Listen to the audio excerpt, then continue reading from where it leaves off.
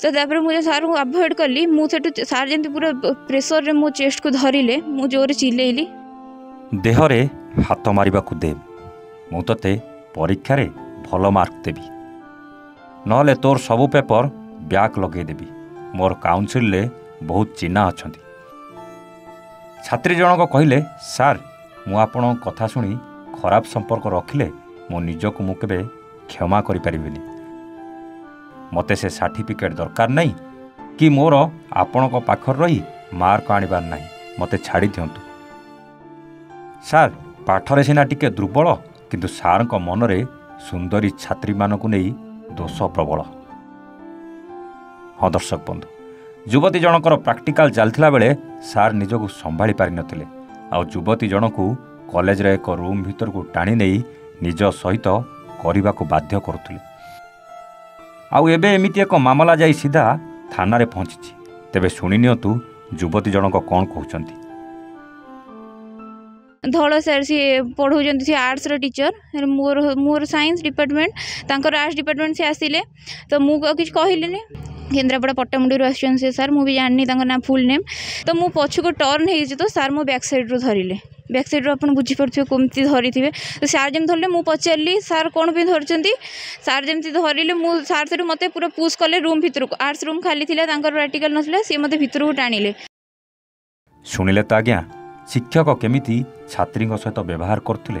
आ निज कथा राजी हेले मार्क भी बढ़े देवा ऑफर देउथिले।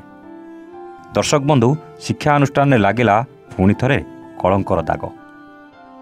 यही लज्जाजनक काम आउ के नुहे खुद कॉलेज रो अध्यापक करिसंती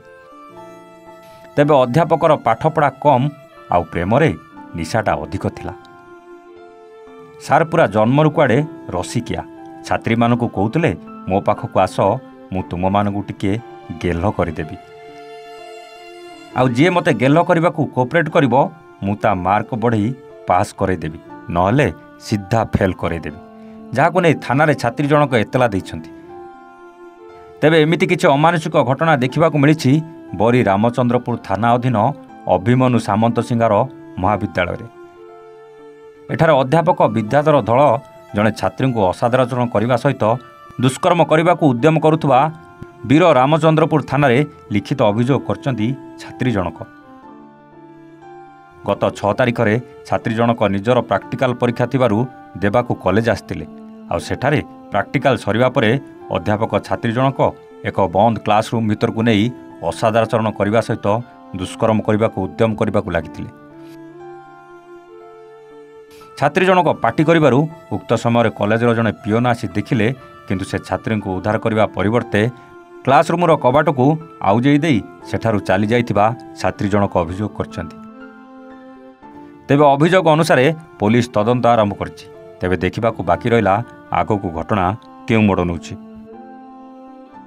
जाजपुर राजतिलक महांती का रिपोर्ट एवान ओडिया।